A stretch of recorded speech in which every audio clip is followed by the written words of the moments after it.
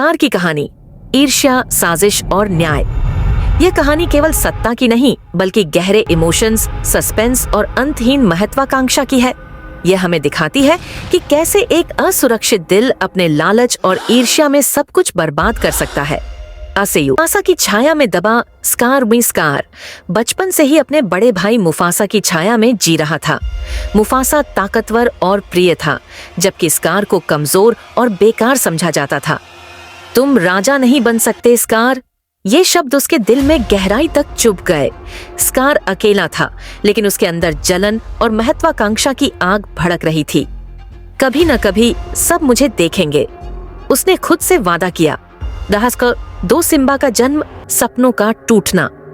जब सिम्बा पैदा हुआ तो स्कार के सपने चकनाचूर हो गए। अब वह जान गया कि राजा बनने का उसका सपना हमेशा अधूरा रह जाएगा। पहले मुफासा और अब उसका बेटा, मेरी बारी कभी नहीं आएगी, उसने गुस्से से कहा। हाइना की सेना, चालाकी और साजिश। स्कार ने जंगल के हाशिए पर रहने वाले भूखे और हताश हाइना से कहा, अगर मैं राजा बन गया तो तुम्हें कभी भूखा नहीं रहना पड़ेगा। हाइना उसकी बातों में आ गए।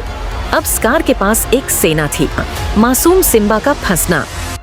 स्कार ने अपनी सबसे बड़ी साजिश रची। उसने सिम्बा को गोर्ज में बुलाया और कहा, तुम्हारे पिता को तुम पर गर्व होगा, बस यहीं रुको। इसके बाद उसने हाइना से भेड़ों के झुंड को भगाया। भगदड़ के बीच सिम्बा फंस गया। मुफासा ने उसे बचाने की कोशिश की। मुफासा की मौत, धोखे का चरमत। मुफासा ने चट्टान पर चढ़ते हुए स्कार से मदद मांगी। भाई, मेरी मदद करो, उसने कहा, लेकिन स्कार ने उसे नीचे धक्का दे दिया और कहा, लॉन्ग लाइव द किंग। यह वह पल था जब स्कार ने अपने दिल में मौजूद सारी मानवता को खत्म कर दिया। का निर्वासन, गिल्ट और अकेलापन। स्कार ने सिम्बा को उसकी ही गलती का दोषी ठहराया। यह सब तुम्हारी वजह से हुआ है, अब तुम यहाँ नहीं रह सकते, उसने कहा।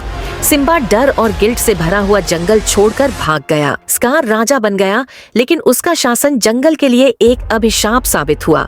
हरियाली खत्म हो गई, जानवर भूखे मरने लगे। अब मैं राजा हूँ और यह जंगल मेरे हिसाब से चलेगा, स्कार ने कहा। लेकिन उसके इस शासन में डर और नफरत के अलावा कुछ नहीं बचा। सिम्बा की वापसी, उम्मीद की किरण। सालों बाद सिम्बा जंगल में वापस आया। अब वह एक मजबूत और निडर शेर बन चुका था। उसने अपने पिता की मौत का सच सुना और स्कार का सामना करने का फैसला किया। यह जंगल मेरे पिता का था और अब मैं इसे बचाऊंगा, उसने कहा। स्कार का अंत, सच्चाई की जीत। स्कार ने आखिरी बार अपनी चाल चली, लेकिन उसकी सच्चाई सबके सामने आ गई। हाइना, जिन्हें उसने धोखा दिया था, गुस्से में आ गए और उसे खत्म कर दिया। नई शुरुआत में स्कार के अंत के बाद सिम्बा ने जंगल को फिर से हरियाली और खुशी से भर दिया। अब यह जंगल फिर से सबके लिए सुरक्षित है, सिम्बा ने कहा। भावनात्मक संदेश।